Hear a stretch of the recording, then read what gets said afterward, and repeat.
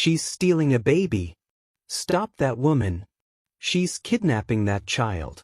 Linda Harrison's finger pointed directly at Sarah Williams, who was holding her own 8-month-old daughter Emma. Security guards rushed forward, hands moving to their weapons. Passengers dove behind chairs. A mother pulled her children to the ground. The entire terminal froze in that terrible moment when violence seemed inevitable. But here's what makes this story absolutely insane. Linda Harrison knew exactly what she was doing. She knew Emma was Sarah's biological daughter. She knew she was lying. She knew her next words would either destroy an innocent family or end her own 15-year career forever. What she didn't know was that the woman she was accusing had just helped her husband testify in a federal case that would expose why Linda had to stop this specific family from boarding that plane, no matter the cost. Welcome back to Black and Bruised Stories. If you're new here, you've just joined a community dedicated to truth, justice, and survival. Show some love by clicking the like and subscribe button. Before we dive deeper into this story, drop a comment where you are watching from and what time it is for you right now. In the next hour, you'll discover why Linda Harrison had been tracking the Williams family for 3 months. You'll learn about the $2.3 million reason she needed them arrested before they reached Los Angeles. You'll see how a 6-year-old boy's drawing exposed an airline conspiracy that went all the way to Congress. You'll understand why 47 airline employees fled the country after this video went viral. And you'll hear the 4 words that made the FBI raid Linda's home at 3 in the morning. But to understand how we got to this moment, this exact second where a gate agent decided to falsely accuse a mother of kidnapping her own baby, we need to go back 3 days. Because 3 days ago, Dr. Andrew Williams made a discovery that would destroy careers, end marriages, and trigger federal investigations across 3 states. Dr. Williams is in surgery, performing an emergency operation on a senator's grandson. The child is dying. The heart is failing. And as Andrew opens the tiny chest cavity of this 4-year-old boy, he finds something that makes his hands freeze. Inside this child's heart is a medical device that shouldn't exist.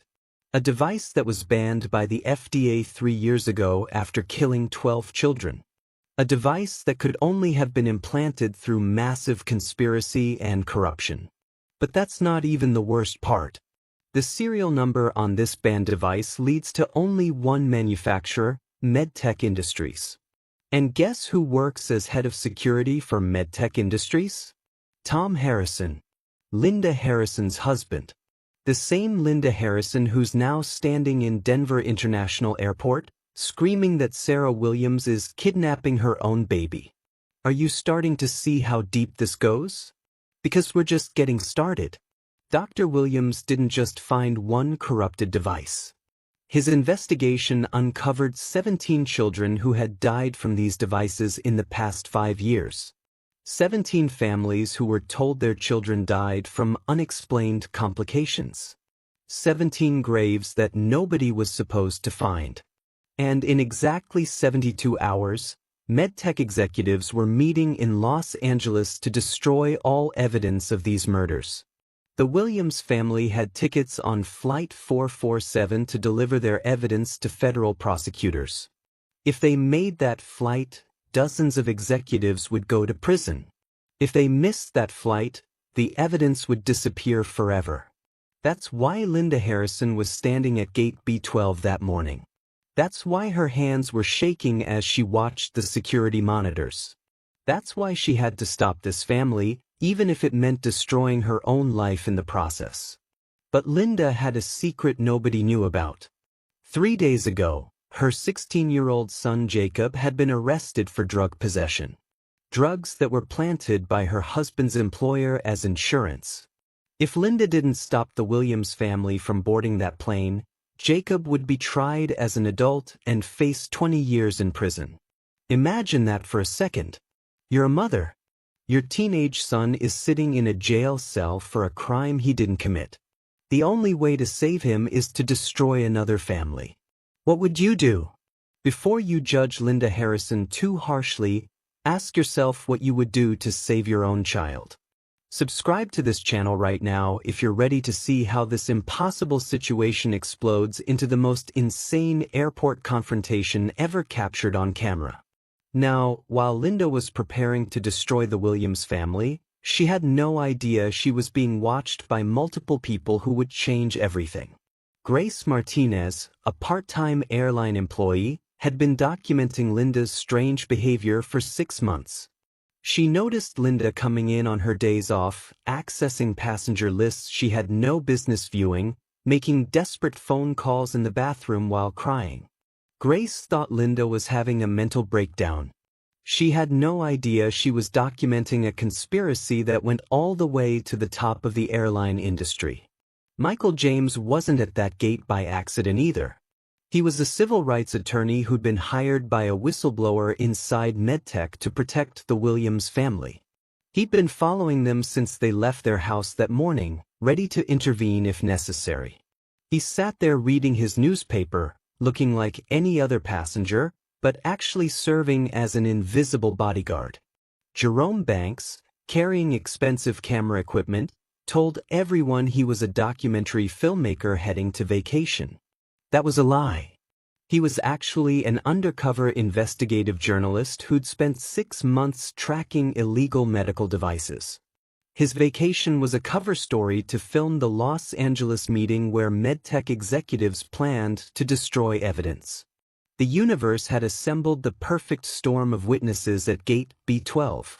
Each person thought they were there for their own reasons. None of them knew they were about to become part of the most important hour in modern aviation history. But the most incredible part of this story involves Tyler Williams, the 6-year-old boy walking through the airport in his Spider-Man backpack, holding his daddy's hand, excited about flying on an airplane. Tyler was carrying something in that backpack that would become the most important piece of evidence in a federal investigation. 3 weeks earlier, Tyler had been at his father's office when a terrified nurse named Patricia Murphy had given him what she called a special treasure map. She made him promise to keep it secret, to not show anyone until his daddy asked for it. Tyler, who loved treasure hunts and secrets, had carefully hidden it in his backpack and forgotten about it. What Tyler didn't know was that Patricia Murphy had discovered where MedTech was burying children who died from their illegal devices. She'd drawn a detailed map with GPS coordinates, dates, and device serial numbers. She knew she was going to be killed for this knowledge, and she was right. Patricia died in a car accident 2 days after giving Tyler that drawing. An accident that the FBI would later prove was actually murder. So now we have all the players in position. The Williams family approaches Gate B12, completely unaware they're walking into a trap. Linda Harrison, desperate and shaking, about to commit a crime to save her son. Multiple witnesses who don't yet know they're about to document history. And a 6-year-old boy carrying evidence of 17 murdered children in his Spider-Man backpack.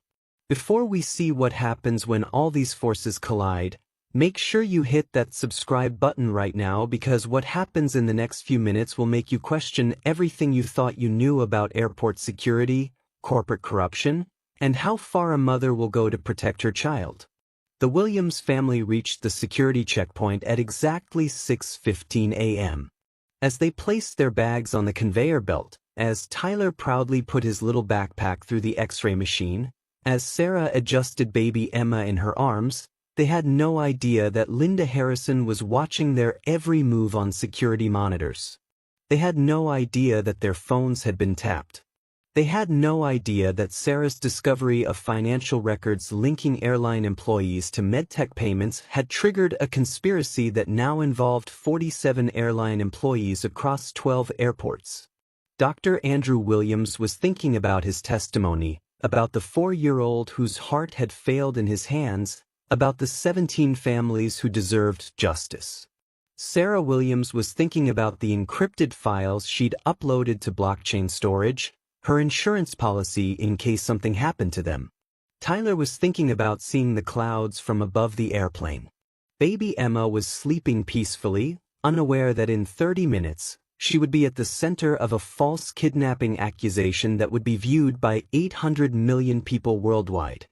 The clock was ticking. The trap was set. And Linda Harrison was about to make a decision that would echo through history, destroy dozens of lives, and expose a medical conspiracy that had murdered children for profit. What she did next would be captured from 17 different angles, live-streamed to millions, and become the most important video evidence in a federal conspiracy case that would send 73 executives to prison. But first, she had to point at Sarah Williams and scream those terrible words that would change everything.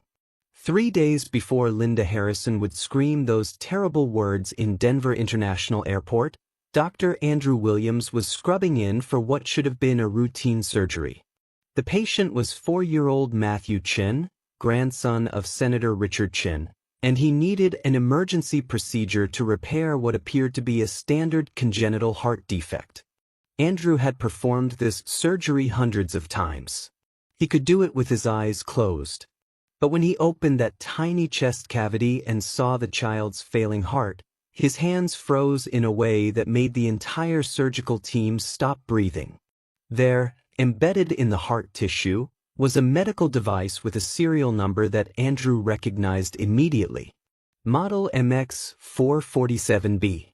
This device had been banned by the FDA 3 years ago after killing 12 children in clinical trials. It should have been destroyed. It should have been impossible to obtain. Yet here it was, inside a senator's grandson, slowly killing him. Andrew's mind raced as he carefully removed the device. How did a banned device end up in this child? Who authorized its implantation? And most terrifying of all, how many other children were walking around with these ticking time bombs in their chests? The surgery took 4 hours. Andrew saved Matthew's life, but as he held that deadly device in his gloved hands, he knew he was holding evidence of something much bigger than medical malpractice. This was murder. Premeditated, profitable murder. That night, Andrew couldn't sleep. He kept thinking about the serial number, MX447B. He'd seen that sequence before. It haunted him until 3 in the morning when he suddenly remembered. 6 months ago, he'd lost a patient, a 3-year-old girl named Emily Rodriguez. The autopsy had been inconclusive, but Andrew had photographed the failed device before it was sent to pathology. He pulled up the photos on his computer. The serial number was sequential, MX447A. 2 devices. 2 children.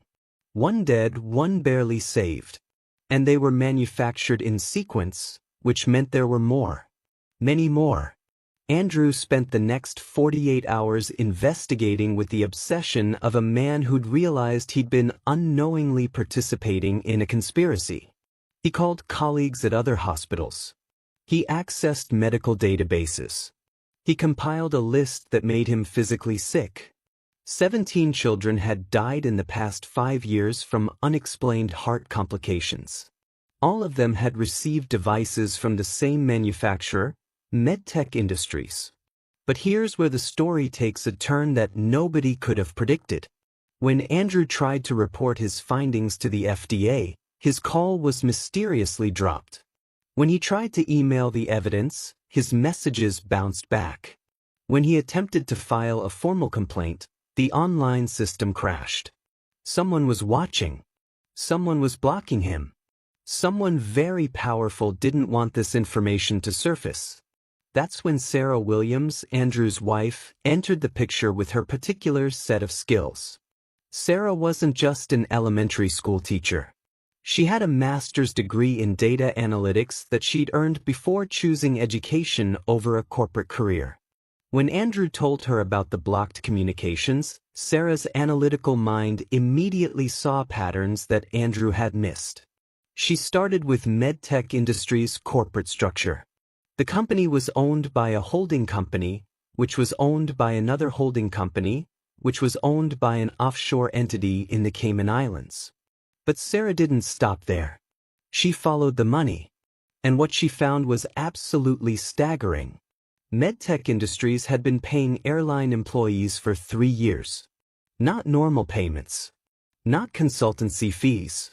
These were payments specifically tagged as surveillance operations. 47 airline employees across 12 major airports were receiving monthly payments of $5,000 each. Their job? To monitor passenger lists for specific names. Whistleblowers. Investigators. Journalists. Anyone who might expose MedTech's deadly secret.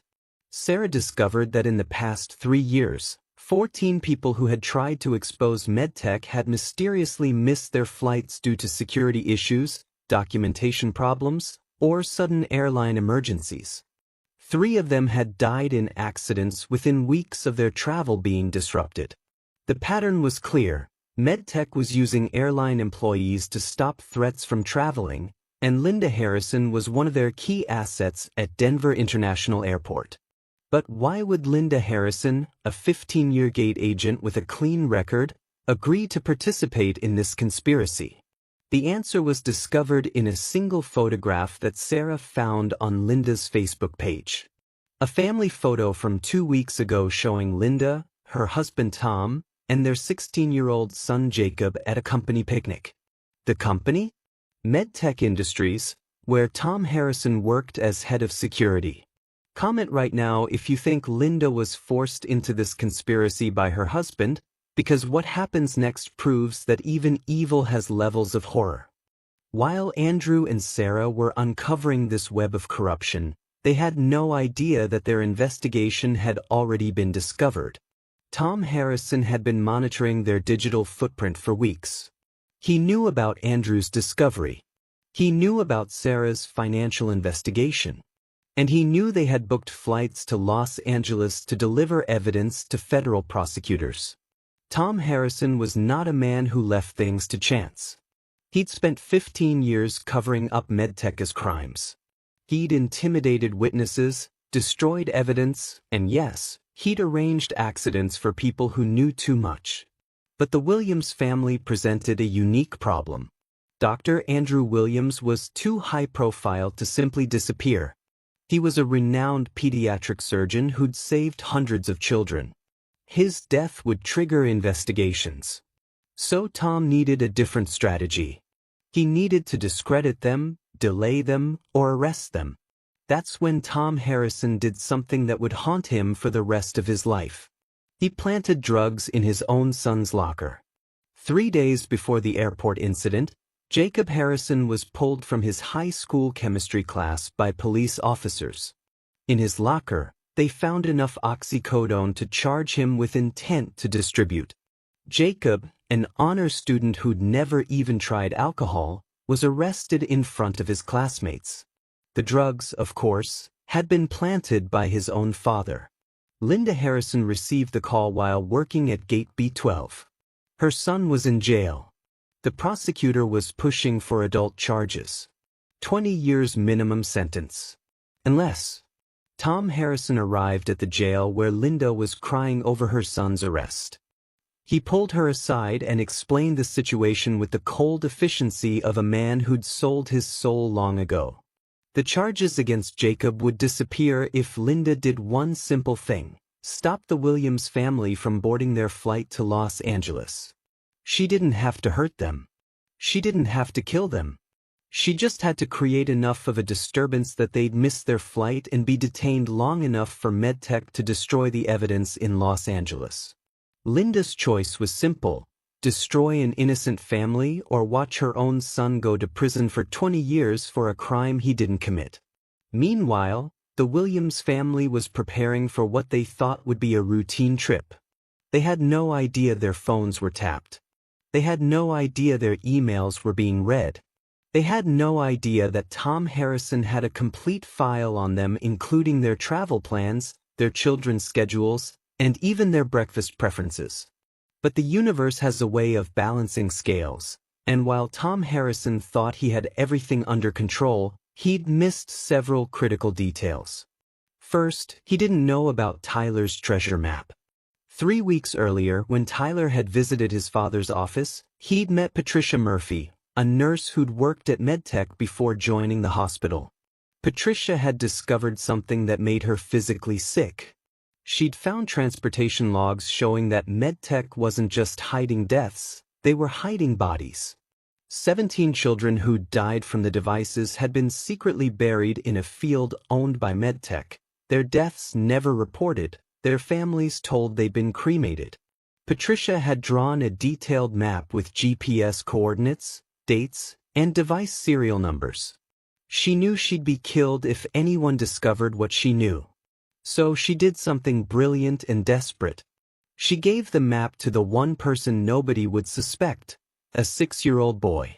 She told Tyler it was a treasure map for a game, made him promise to keep it secret in his special backpack, and said his daddy would ask for it when the time was right. 2 days later, Patricia Murphy's car went off a mountain road in what investigators called a tragic accident. Her brake lines had been cut, but by the time her burned vehicle was discovered, the evidence had been destroyed. Patricia was dead, but her map lived on in Tyler's Spider-Man backpack. The second thing Tom Harrison missed was Grace Martinez. Grace had been documenting Linda's strange behavior for 6 months, not because she suspected conspiracy, but because she was genuinely concerned about her colleagues' mental health. Grace had videos of Linda crying in the bathroom. Photos of Linda accessing passenger records she shouldn't have been viewing. Audio recordings of Linda on the phone saying things like, "I can't do this anymore," and "This is wrong, you know this is wrong." Grace had compiled all of this in a file she planned to show to Human Resources, hoping to get Linda help for what appeared to be a mental breakdown. She had no idea she was actually documenting a criminal conspiracy that would soon explode into national news. The third thing Tom Harrison missed was Michael James. When Andrew had tried to contact the FDA and been blocked, one call had gotten through to a former patient's father who happened to be a civil rights attorney. Michael James's daughter had been saved by Dr. Williams 3 years ago. When he heard that the doctor who'd saved his daughter's life was now being targeted for trying to save other children, Marcus didn't hesitate. He took the case pro bono and decided to personally shadow the Williams family to ensure their safety. The fourth person Tom Harrison overlooked was Jerome Banks, an investigative journalist who'd been tracking MedTech's illegal devices for 6 months under the cover of being a documentary filmmaker. Jerome had already filmed 3 other families whose children had died from MedTech devices. He was planning to attend the Los Angeles meeting where MedTech executives planned to destroy evidence, but first, he needed to document the Williams family's journey as the final piece of his exposé. All of these people were converging on Gate B12 without knowing about each other. Each thought they were alone in their mission. None realized they were about to become part of something much bigger than their individual purposes. The night before the flight, Linda Harrison sat in her son's empty bedroom, staring at his honor roll certificates, his science fair trophies, his college brochures for MIT and Stanford. Jacob was a good kid. A brilliant kid. A kid who didn't deserve to have his life destroyed because his father had chosen to work for murderers. Linda made a decision that night. She would do what Tom asked. She would stop the Williams family. But she would do it in a way that would expose everything. She would create such a scene that the whole world would watch. She would make sure there were witnesses, cameras, and recordings. If she had to destroy an innocent family to save her son, she would make sure the world knew why. What Linda didn't know was that Sarah Williams had made her own preparations. Sarah had spent years teaching elementary school children, but before that, she'd worked in cybersecurity. She knew their communications were being monitored. She knew they were being followed. So she'd taken precautions that would later save their lives. Sarah had uploaded all their evidence to a blockchain storage system with a dead man switch. If she and Andrew didn't check in every 24 hours, the evidence would automatically be released to 5 journalists in different countries. She'd also hidden physical copies of critical documents in places Tom Harrison would never think to look: inside Emma's diaper bag, sewn into Tyler's stuffed animal, even braided into her own hair in a micro USB drive disguised as a hair decoration. The morning of the flight arrived gray and cold. The Williams family woke at 4 a.m., performing their travel routine with the precision of people who'd learned to leave nothing to chance. Andrew reviewed his presentation for the Los Angeles prosecutors one final time. Sarah triple-checked their documents. Tyler carefully placed his Spider-Man backpack by the door, the treasure map still hidden in the inner pocket where Patricia Murphy had told him to keep it. Emma slept peacefully, unaware that in 3 hours, she would be at the center of an accusation that would shock the nation. As they rode to the airport in their Uber, Sarah noticed a car following them. Then another. By the time they reached Denver International, 3 vehicles had tailed them at various points. She squeezed Andrew's hand and whispered that they were being followed. Andrew, focused on justice for 17 dead children, whispered back that paranoia wouldn't help anyone. But Sarah's instincts were right. They weren't just being followed. They were being hunted. At exactly 6:15 a.m., the Williams family entered Denver International Airport. Security cameras tracked their every move. Linda Harrison watched from her station at gate B12, her hands shaking so badly she had to hide them under the desk. Grace Martinez noticed Linda's distress and started recording on her phone, thinking she was about to witness a medical emergency. Michael James positioned himself where he could intervene quickly if needed. Jerome Banks pretended to review footage on his camera while actually recording everything happening around him. And in that moment, as all these lives converged at gate B12, as truth and lies prepared to collide, as a mother prepared to destroy another mother to save her son, the stage was set for one of the most explosive confrontations in aviation history. Subscribe right now and hit that notification bell, because what happens when Linda Harrison opens her mouth to make that false accusation will leave you speechless. The next segment contains the moment when everything explodes, when 17 different cameras capture the same crime from different angles, when a 6-year-old boy's innocent question exposes a conspiracy that goes all the way to Congress, and when ordinary people make extraordinary choices that will echo through history. Linda looked at the clock, 6:42 a.m. The Williams family was approaching her gate. In 5 minutes, she would either save her son or lose her soul. She made her choice. She stood up, took a deep breath, and prepared to scream the words that would destroy everything. But first, something else happened. Something nobody expected. Something that would turn Linda from perpetrator to victim in a way that shocked even the FBI agents who would later investigate this case. Because Tom Harrison had lied to his wife about one crucial detail. The drugs in Jacob's locker? They weren't just planted as leverage. They were real evidence of something much darker. Jacob had discovered what his father really did for MedTech, and Tom had sacrificed his own son to keep that secret buried. The Williams family approached gate B12 at exactly 6:42 a.m., Tyler bouncing with excitement about flying in an airplane, Emma peaceful in Sarah's arms, Andrew pulling their carry-on luggage with the practiced ease of a frequent traveler. They had no idea they were walking into a carefully orchestrated trap that had been 3 months in the making. Linda Harrison stood behind her desk, her entire body trembling with the weight of what she was about to do. Her eyes locked onto Sarah Williams holding baby Emma, and for just a moment, mother recognized mother.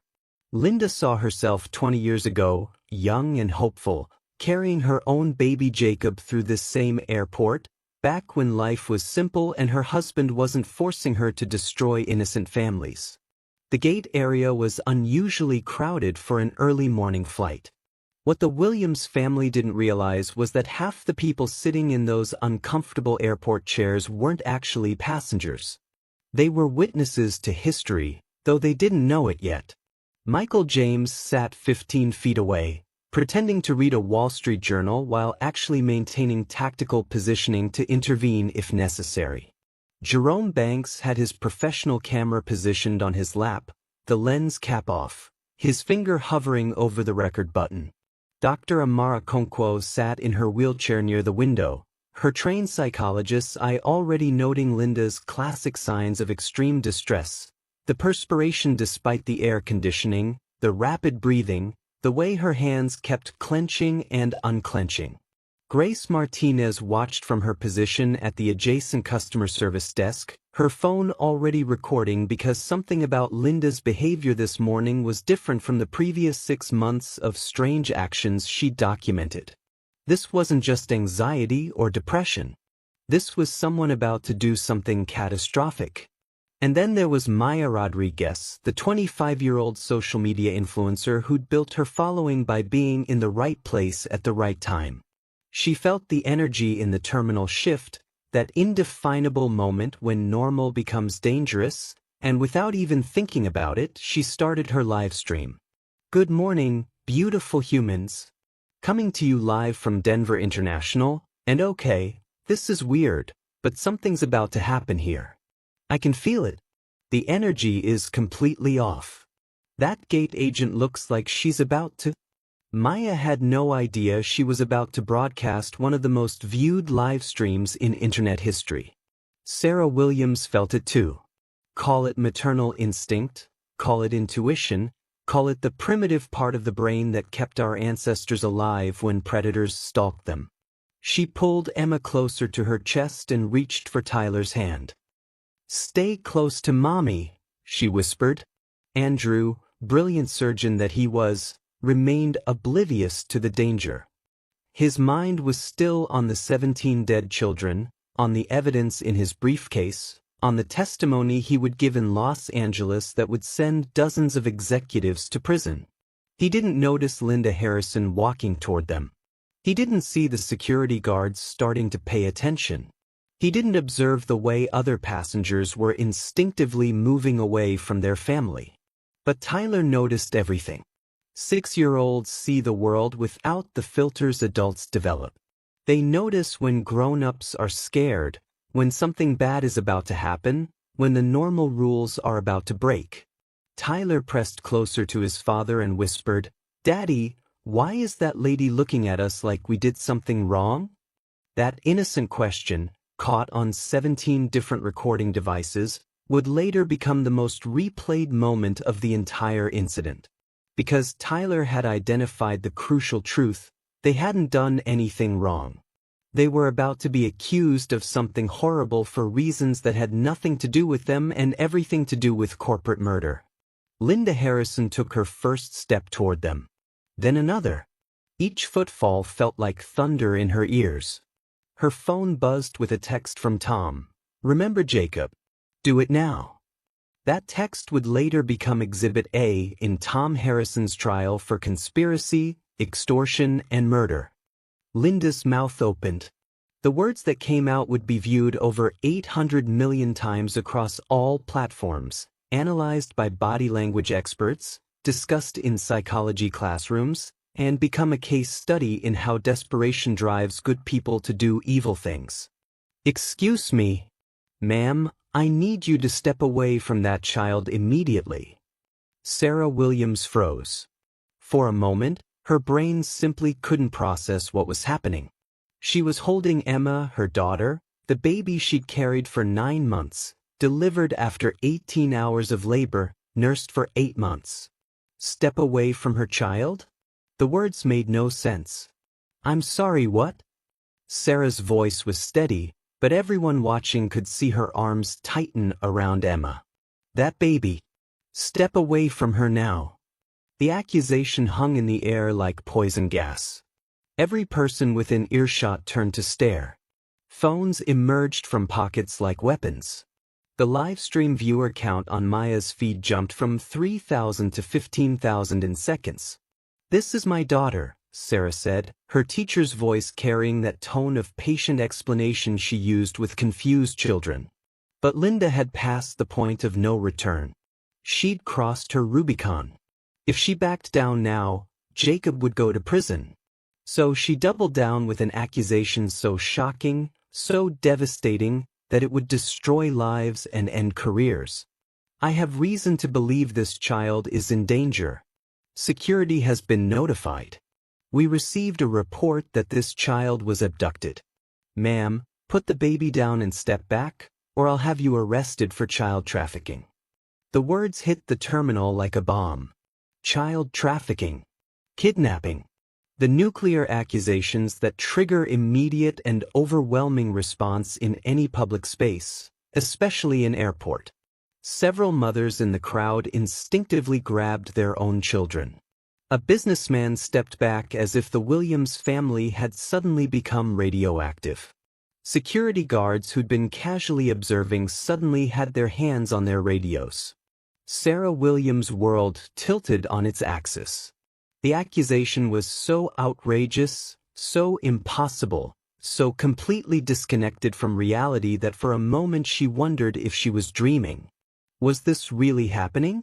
Was a gate agent really accusing her of kidnapping her own baby? Andrew finally understood the danger. His protective instincts kicked in with the force of a man who'd spent his career fighting death. He stepped forward, placing himself between Linda and his family, his voice carrying the authority of someone used to commanding operating rooms. "This is our daughter. I'm Dr. Andrew Williams. This is my wife Sarah. This is our son Tyler. And that is our 8-month-old daughter Emma. I don't know what you think you're doing, but..." Linda cut him off with the efficiency of someone who'd rehearsed this confrontation 100 times in her mind. "Sir, we have protocols for child safety. I need to see documentation proving this child belongs to you." It was a brilliant tactical move. In the post-9/11 world, any suggestion of child trafficking would trigger automatic law enforcement response. The family would be detained for hours while their documentation was verified. They'd miss their flight. They'd miss the meeting in Los Angeles. The evidence would be destroyed. Jacob would be freed. Everyone would walk away. Except Linda had made one critical error. In her desperation to sell the performance, she'd added one sentence too many. One slip that would expose everything. "I know who you really are. I know why you're here. And you're not getting on that plane with that evidence, that child." The slip was caught on every recording device. Evidence. She'd said evidence. Michael James shot to his feet like he'd been electrocuted. The civil rights attorney in him recognized the confession immediately. This wasn't about child safety. This was about evidence. His voice boomed across the terminal with courtroom authority. Did she just say evidence? Everyone record this now. This woman just admitted this is about evidence, not the child. This is targeted harassment. This is a federal crime. The crowd's reaction was instant. Where moments before people had been backing away from the Williams family, now they pressed closer with their phones. The accusation had been so obviously false, the slip so damning, that public opinion shifted in seconds. This wasn't a child trafficking situation. This was something else. Something sinister. Captain Rebecca Walsh, the off-duty pilot who'd been waiting for her connecting flight, stood up with the bearing of someone who'd commanded aircraft for 23 years. She'd seen thousands of passenger interactions, dealt with real security threats, and she knew immediately what she was witnessing. "I'm Captain Rebecca Walsh with United Airlines. I've been observing this interaction, and this gate agent just revealed this is targeted harassment." She mentioned evidence, not child safety. That's a federal crime. Everyone keeps recording. Dr. Amara Okonkwo wheeled forward in her chair, her voice carrying the weight of academic authority. "I'm Dr. Amara Okonkwo, professor of psychology at Columbia University. This woman is exhibiting classic signs of coercion. Look at her hands shaking, the perspiration on her forehead despite the air conditioning, the way her eyes keep darting to her phone. Someone is forcing her to do this. She's terrified." Linda was trapped. She'd rehearsed the accusation but not the aftermath. She hadn't prepared for witnesses who would see through her performance. She hadn't expected experts to be present. She hadn't anticipated her verbal slip being caught by multiple cameras. And she certainly hadn't expected the crowd to turn protective of the family she was trying to destroy. Her phone buzzed again. Tom, escalate now. Type watching in the comments if you can feel the tension building, because what happens next changes everything. Linda's next move was born of pure desperation. If the crowd wouldn't believe her, maybe security would. She grabbed her radio and spoke loudly enough for everyone to hear, her voice cracking with fake urgency. Security! Security! Kidnapping in progress at Gate B12. Immediate response required. The call went out across all security channels. In the command center, alerts flashed on screens. Officers throughout the airport received the notification. And Officer David Johnson, finishing his morning coffee and review of the night shift reports, heard the call that would define his career. But Officer Johnson was no ordinary airport cop.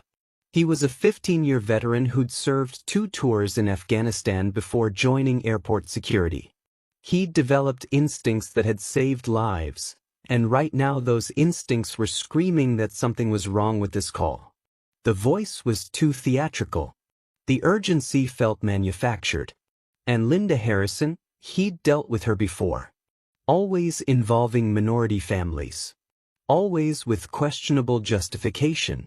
As he walked toward Gate B12, Officer Johnson made a decision that would later be credited with preventing a massive miscarriage of justice. Instead of arriving with assumptions, he would investigate objectively. Instead of immediately detaining the accused family, he would assess the situation. Instead of believing the first story he heard, he would listen to all sides. This decision would save the Williams family and expose a conspiracy that reached into the highest levels of corporate America. Back at the gate, Tyler Williams did something that would break hearts around the world. The 6-year-old, scared and confused by the adult chaos around him, pulled out his iPad. His little fingers found the camera app, and he started recording. Later, investigators would ask him why. His answer was simple and devastating. Daddy always says to document everything. He says the video doesn't lie. The child's recording would capture what happened next from a unique angle, looking up at the adults towering over him, their faces distorted by fear and anger, their voices too loud, their movements too quick. It was a child's eye view of injustice, and it would move millions to tears. Linda, seeing security hadn't immediately arrived, made another desperate play. She pointed at Sarah's arms holding Emma and shouted loud enough for the entire terminal to hear. "Look at her grip on that baby. That's not how a mother holds her child. That's how someone holds stolen property." The accusation was so absurd, so obviously false, that it had the opposite effect Linda intended. Mothers throughout the terminal recognized Sarah's protective embrace immediately. It was the universal hold of a mother shielding her baby from danger. Every parent watching knew that grip. It was love mixed with fear, protection mixed with desperation. An elderly woman named Dorothy Fleming, who'd been sitting quietly reading her romance novel, had heard enough. Dorothy was 82 years old, had lived through the civil rights movement, had marched with Dr. King, had been arrested 3 times for sitting at whites-only lunch counters. She stood up with the dignity of someone who'd fought injustice her entire life and walked directly to Linda Harrison. "Young lady," Dorothy said, her voice carrying 8 decades of authority, "I've been watching this entire shameful display. That mother is holding her baby exactly how I held mine when they were threatened. You're lying, we all know you're lying, and whatever reason you have for doing this, you should be ashamed of yourself." The crowd murmured agreement. But Linda was past shame. She was in survival mode, fighting for her son's freedom with the desperation of a cornered animal. That's when Grace Martinez made her move. She'd been documenting Linda's strange behavior for 6 months, and now all those seemingly random incidents suddenly made sense. The late-night access to passenger records. The crying phone calls. The meetings with men in suits who showed her photographs. It wasn't a mental illness. It was a conspiracy. Grace walked directly to the center of the confrontation, her phone held high, playing a video she'd recorded just 3 days earlier. On the screen, clear as day, was Linda in the parking lot photographing the Williams family's car. The timestamp showed it was during Linda's supposed sick day. She'd come to work specifically to surveil this family. "I've been documenting this for months," Grace announced to the crowd. "This isn't random. She's been stalking this specific family. Look." She played video after video. Linda accessing the Williams flight records on her day off. Linda on the phone saying, "Yes, they're booked for Tuesday. I'll handle it." Linda meeting with 2 men in suits who showed her photos of the Williams family. Linda in the bathroom, crying and saying, "I can't do this to innocent people." The crowd gasped with each revelation. Maya's livestream viewer count hit 100,000. Comments flooded in so fast the chat became unreadable. The hashtag #GateB12 started trending.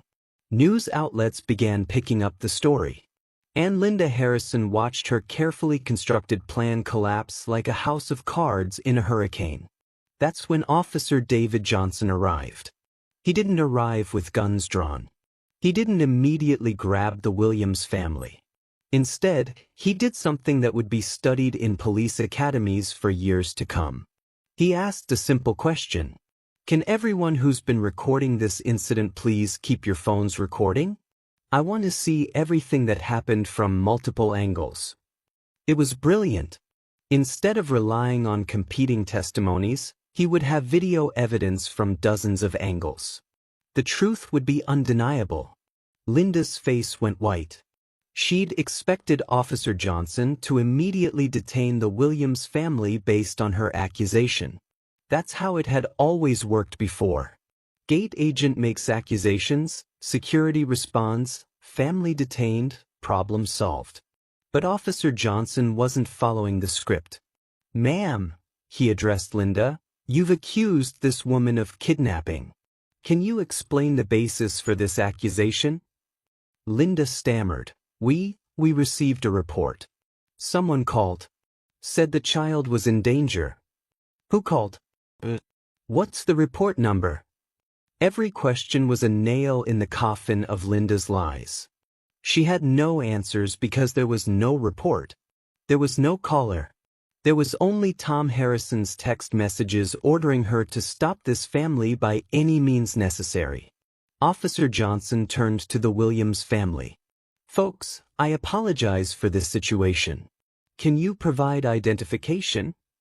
Andrew and Sarah produced their driver's licenses, Emma's birth certificate which Sarah always carried, and even photos from the delivery room on Sarah's phone. The evidence was overwhelming. This was their biological child. But then Tyler did something that nobody expected. The 6-year-old tugged on Officer Johnson's sleeve and asked the question that would break the case wide open. "Mr. Police Officer, is this about the treasure map? Is that why the lady is being mean to my mommy?" Every adult in earshot froze. "Treasure map?" Andrew looked down at his son. "What treasure map, buddy?" Tyler reached into his Spider-Man backpack with the innocence of a child who didn't know he was about to expose one of the worst corporate crimes in American history. He pulled out a folded piece of paper and handed it to his father. "The scared nurse gave it to me. She said not to show anyone until you asked.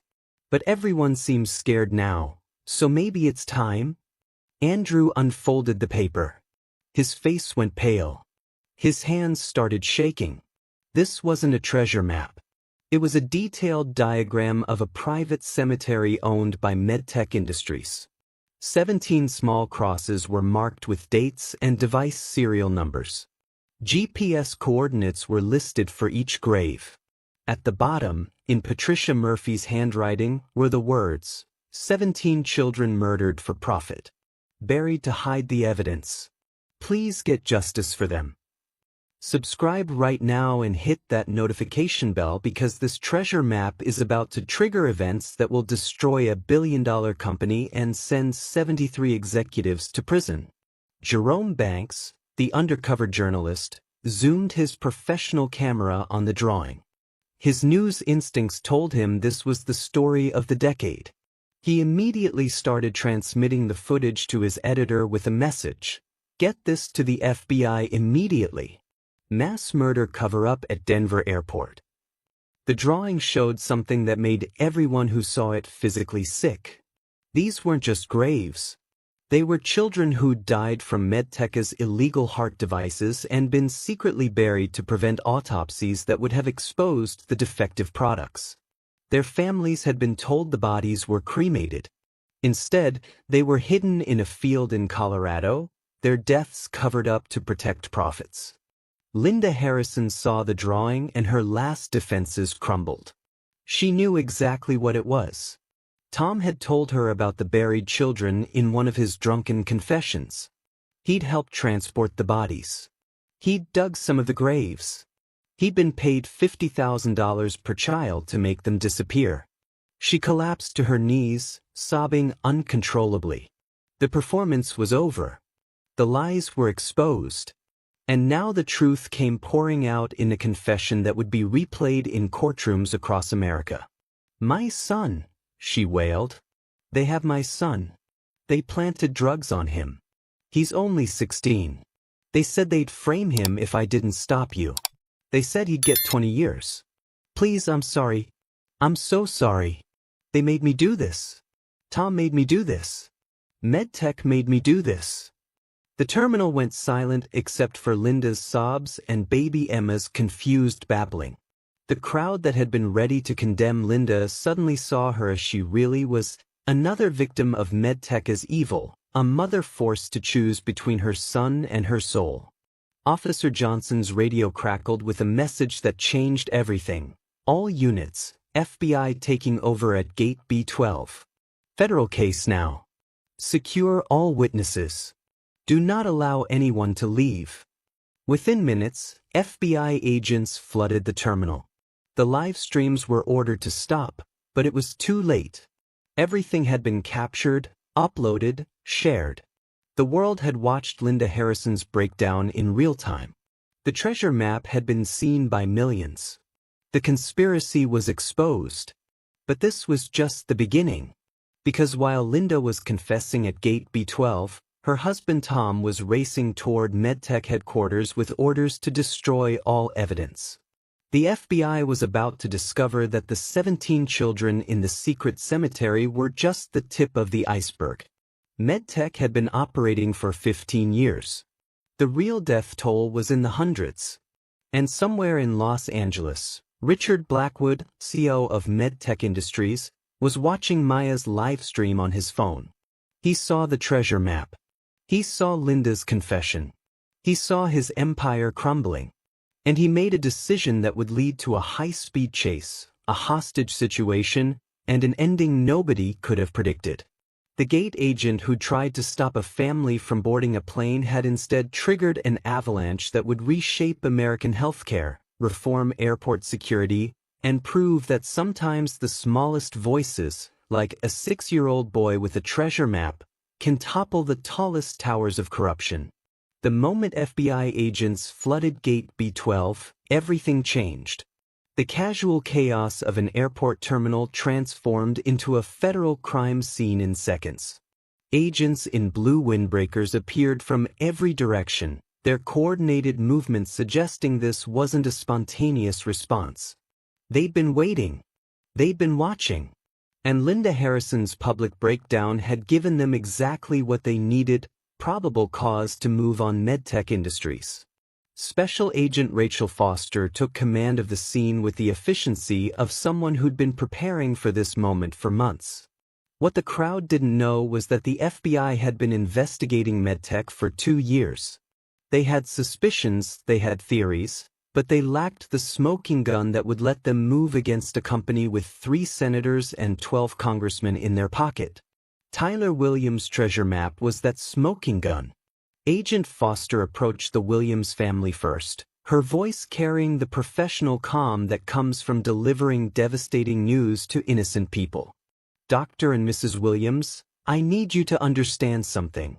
You've accidentally uncovered one of the largest medical murder conspiracies in American history. The map your son is carrying contains evidence of crimes that go back 15 years. You're no longer just witnesses. You're the key to justice for hundreds of families." Sarah Williams held Emma tighter, her mind racing through the implications. They'd thought they were exposing 17 deaths. Agent Foster was talking about hundreds. The weight of that number, hundreds of children murdered for profit, was almost too much to comprehend. But while the FBI was securing Gate B12, Linda Harrison's confession was triggering a chain reaction that nobody could stop. Her husband Tom had been monitoring the situation through security cameras he'd illegally accessed. He watched his wife collapse. He heard her confession. He saw the FBI arrive. And he knew that in approximately 15 minutes, federal agents would be kicking down his door. Tom Harrison had spent 15 years as MedTech's head of security, which really meant he was their head of cover-ups. He'd intimidated witnesses, destroyed evidence, arranged accidents, and yes, he'd helped bury 17 children in that secret field. But Tom wasn't just a criminal. He was a survivor. And survivors always have contingency plans. His first call was to Richard Blackwood, MedTech's CEO, who was sitting in his Los Angeles office watching Maya Rodriguez's live stream with the fascination of someone watching their own execution being prepared. "They have Patricia Murphy's map," Tom said without preamble. Linda broke. "The FBI is at the airport. We have maybe 10 minutes before they hit all our locations simultaneously." Blackwood's response would later be played in court as evidence of consciousness of guilt. "Burn everything. Every file, every hard drive, every document." And Tom? "Make sure the Williams family doesn't survive to testify." That order, to kill a family that included a 6-year-old boy and an 8-month-old baby, would ensure Blackwood's life sentence. But at that moment, it was just another business decision for a man who'd already murdered hundreds of children with defective medical devices. Tom Harrison grabbed his go-bag cash, fake passports, untraceable phones, but then he stopped. He looked at a photo on his desk of Jacob, his 16-year-old son, taken before Tom had planted drugs on him to force Linda's cooperation. He thought about the 17 children he'd helped bury. He thought about his wife sobbing on international television. And for the first time in 15 years, Tom Harrison made the right choice. He called the FBI. "This is Tom Harrison, head of security for MedTech Industries. I want to make a deal. Full immunity in exchange for everything. And I mean everything. I know where all the bodies are buried, literally. I have recordings of Blackwood ordering murders. I have financial records showing bribes to senators. I have everything. But you need to move fast because Blackwood just activated a kill order on the Williams family." The FBI agent who took the call immediately patched him through to Agent Foster at the airport. Tom was put on speaker, his confession being recorded as he provided real-time intelligence that would save lives. "Blackwood's sending contractors to the airport. For men, former military, they'll be there in minutes. He's also heading there himself. Black Mercedes, armed and unstable. And there's something else. You have a dirty agent. Michael Torres. He's been on our payroll for 2 years." The betrayal from within their own ranks stunned the FBI agents, but there was no time to process it. Foster immediately identified Torres in the crowd and had him quietly detained before he could act. The contractors Tom described were spotted entering through a maintenance door that Torres had unlocked for them. Comment right now if you think Tom Harrison deserves redemption for flipping on MedTech, or if his crimes are unforgivable. What happened next was captured from dozens of angles as the crowd at Gate B12 refused to disperse despite FBI orders. Dorothy Fleming, the elderly civil rights veteran, stood up with her walker and positioned herself between the contractors and the Williams family. "I didn't survive the freedom rides to watch babies get murdered in airports," she declared loudly. Captain Walsh organized the pilots and flight crew into a human shield. Dr. Okonkwo used her wheelchair to block an access route. Jerome Banks kept his camera rolling, broadcasting everything to news outlets worldwide. Maya Rodriguez's live stream hit 2 million concurrent viewers as she narrated the standoff. The contractors, realizing they were outnumbered, outgunned, and being filmed by millions, made the smart choice. They surrendered without firing a shot. But Richard Blackwood, racing toward the airport in his Mercedes, wasn't thinking clearly anymore. Blackwood had spent his entire life believing money could solve any problem. But as he listened to news reports of parents converging on the burial site, of his executives being arrested in their homes, of his stock price dropping to zero, he realized his empire was finished. His legacy wouldn't be as a successful CEO. It would be as a child killer. In his deranged state, he decided if he was going down, he would take the Williams family with him. He accelerated toward the airport, running red lights, weaving through traffic, his car tracked by helicopters and squad cars. The chase was broadcast live on every major network. But Blackwood had made a fatal error. He'd assumed the Williams family would still be in the main terminal. Foster had already moved them to a secure area in the administrative wing, surrounded by SWAT officers.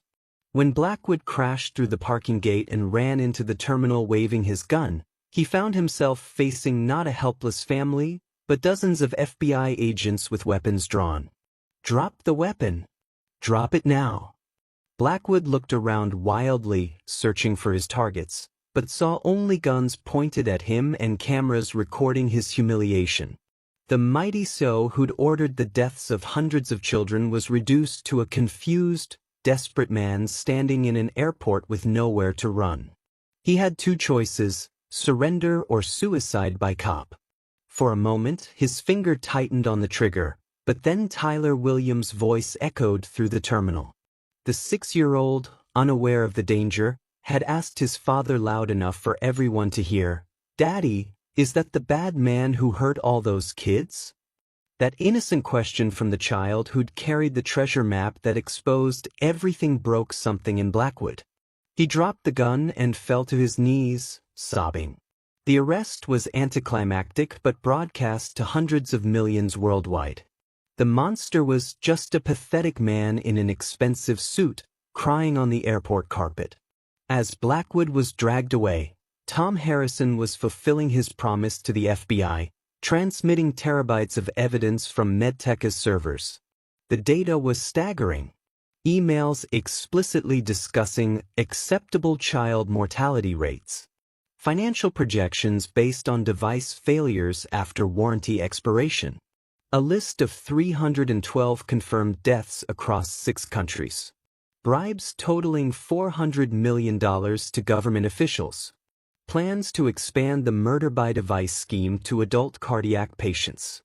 Videos of board meetings where executives laughed about warranty zombies, their term for children living on borrowed time. But the most damning evidence was a recording Tom had secretly made of Blackwood saying, "Every dead child is worth $3 million in avoided warranty claims. 17 deaths saved us $51 million. I call that a successful quarter." Sarah Williams, still holding Emma while FBI agents secured their protection, felt her phone buzzing with notifications. She looked and saw something that gave her hope amid the horror. The blockchain storage system she'd set up had automatically released their evidence when it detected news reports of Blackwood's arrest. Simultaneously, journalists in London, Tokyo, Berlin, Sydney, and Sao Paulo received complete documentation of Medteca's crimes. Within minutes, the story went global. Parents whose children had died from mysterious heart complications suddenly had answers. Families who'd been told their children were cremated learned they were buried in that Colorado field. The live streams from the burial site showed parents holding vigil, protecting the evidence of their children's murders with their own bodies. Maria Rodriguez, the mother who'd driven to the field after recognizing her daughter's death date on Tyler's map, was kneeling by a small marker, her live stream showing her tears falling on the disturbed earth. "My Emily is here. They told me she was cremated. They gave me ashes that weren't even her. My baby has been here alone for 3 years." The image of parents discovering their children's secret graves while executives were arrested in their mansions created a contrast that enraged the world. Protests erupted at medtech facilities globally. Their headquarters in 12 cities were surrounded by furious parents demanding justice. Subscribe right now because this is the moment when justice finally arrives for hundreds of murdered children. Back at the airport, Tyler Williams did something that would become the defining image of the entire incident.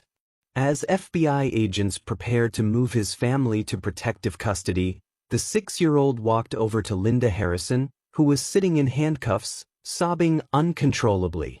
Tyler reached into his Spider-Man backpack and pulled out his juice box, the one his mom had packed for the flight. "Don't cry," Tyler said, offering her the juice. "My mommy says when people are sad, they need juice. Your boy will be okay. The police will save him like they saved us." Linda Harrison looked at this child, the child she'd tried to harm to save her own son, and completely shattered. Her sobs echoed through the terminal as she realized the full weight of what she'd almost done. The image of Tyler offering comfort to the woman who'd attacked his mother would win a Pulitzer Prize and become a symbol of innocence triumphing over evil. Agent Foster received a call that changed the scope of the investigation entirely. The FBI team at the burial site had made a horrifying discovery. The 17 children weren't just buried with their failed devices. Each grave contained detailed medical records showing that MedTech had tracked these children, knowing their devices would fail, using them as involuntary test subjects to refine their murder timeline. They'd calculated precisely how long each device would last. They'd monitored the children's deterioration. They'd adjusted the failure rate to maximize profit while avoiding suspicion. It wasn't just murder. It was human experimentation. The evidence tsunami that Tom Harrison had unleashed revealed the full scope of the conspiracy. 47 airline employees were arrested in coordinated raids. 6 FBI agents were found to be on MedTech's payroll. 12 senators and 23 congressmen had received campaign contributions specifically tied to blocking medical device regulations. 3 federal judges had been bribed to dismiss lawsuits from grieving families. The corruption was so extensive that the Attorney General had to create a special task force just to handle the prosecutions. The trials would take 3 years. The investigations would span 6 countries. The final death toll would reach 312 children, with another 1,000 injured by devices designed to fail. As the Williams family was finally moved to a secure location, they passed through the terminal where hundreds of passengers had witnessed everything. The crowd erupted in applause. Not celebrity worship, but recognition of a family that had risked everything to save other children. Strangers called out, "Thank you," and "You're heroes," and "God bless you." But it was Tyler who provided the moment that would resonate forever. He turned to the crowd and said in his clear 6-year-old voice, "We didn't do anything special. We just told the truth. Everybody should tell the truth." That simple statement, that telling the truth isn't special, it's what everyone should do, became a rallying cry. Within hours, #EveryoneShouldTellTheTruth was trending globally. Whistleblowers in other corrupt companies began coming forward. The Williams family had started an avalanche of truth-telling that would expose corruption across multiple industries. 6 weeks later, in a federal courtroom in Denver, the trials began. The Williams family testified first, with Tyler stunning the courtroom when he explained why he'd kept the treasure map secret. The nurse was scared. She was crying. She said bad people might hurt her, but the map would help sick kids. I kept it safe because that's what heroes do. When the prosecutor asked Tyler if he understood what had happened to the children in the cemetery, the 6-year-old's response brought the courtroom to tears. They went to heaven too early because bad people wanted money. That's not fair. Kids should get to grow up. Linda Harrison testified as a cooperating witness, detailing how MedTech had used her son as leverage. Her testimony led to additional charges of extortion and blackmail. She would serve 2 years in minimum security, but her cooperation saved dozens of other airline employees from longer sentences. Tom Harrison's testimony was the most damaging. He provided names, dates, and methods for every crime MedTech had committed. He identified the doctors who'd been bribed to use the devices.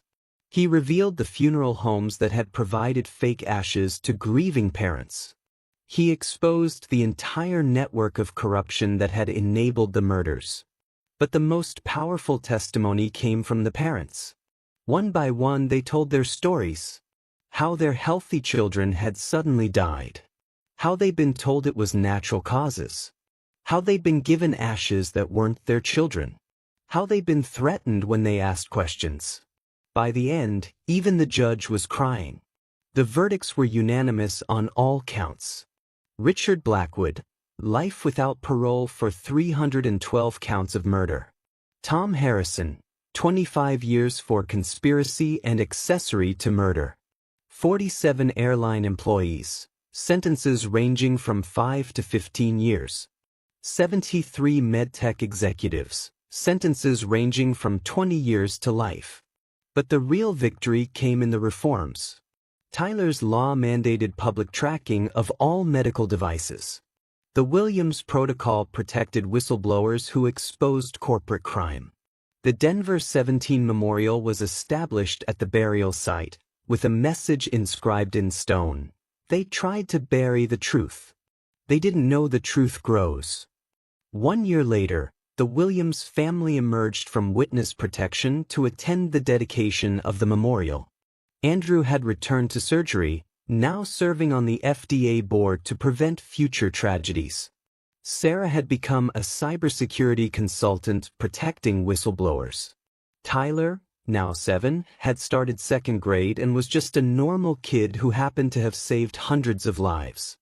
As they stood at the memorial, surrounded by families whose children had been murdered by MedTech, Tyler asked his father, "Did we really save all those other kids?" Andrew knelt beside his son, looking at the 17 small headstones now properly marked with names instead of numbers. "Yes, Tyler. Because you kept that map safe, no more children will die from those devices." Tyler nodded solemnly, then asked the question that would stay with everyone who heard it. "But why did the bad people do it in the first place?" Sarah answered with the hard truth children deserve. Sometimes people love money more than they love other people. That's why good people have to stand up and stop them. The memorial dedication ended with a moment of silence for the 312 children worldwide who'd been murdered for profit. Then Maria Rodriguez, the mother who'd first driven to the burial site after seeing Tyler's map, spoke for all the parents. "Our children are gone. Nothing can bring them back." But the Williams family made sure their deaths weren't hidden anymore. They made sure no more children would die. They gave us truth when all we had were lies. They gave us justice when all we had was grief. And Tyler Williams, a 6-year-old boy with a Spider-Man backpack, proved that even the smallest among us can topple giants. The crowd erupted in applause that echoed across the Colorado plains. Hundreds of balloons were released, one for each murdered child, carrying messages of love into the sky. The Williams family stood together, ordinary people who'd done an extraordinary thing.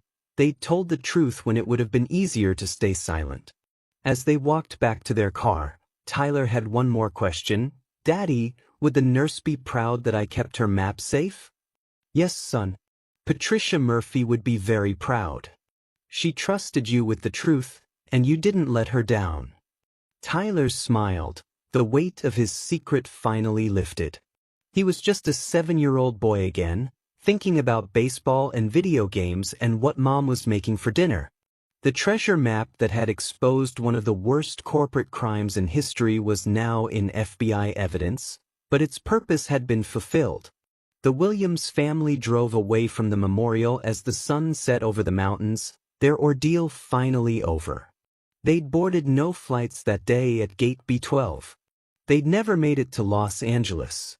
But they'd traveled somewhere far more important, from innocence through horror to justice, carrying 312 murdered children with them to a place where truth finally defeated lies. Behind them, the memorial stood in the fading light, 17 small headstones surrounded by flowers and toys and love. The children who'd been hidden were hidden no more. The parents who'd been lied to had the truth. And somewhere, perhaps, Patricia Murphy was finally at peace, knowing that the scared 6-year-old boy she'd trusted had kept his promise.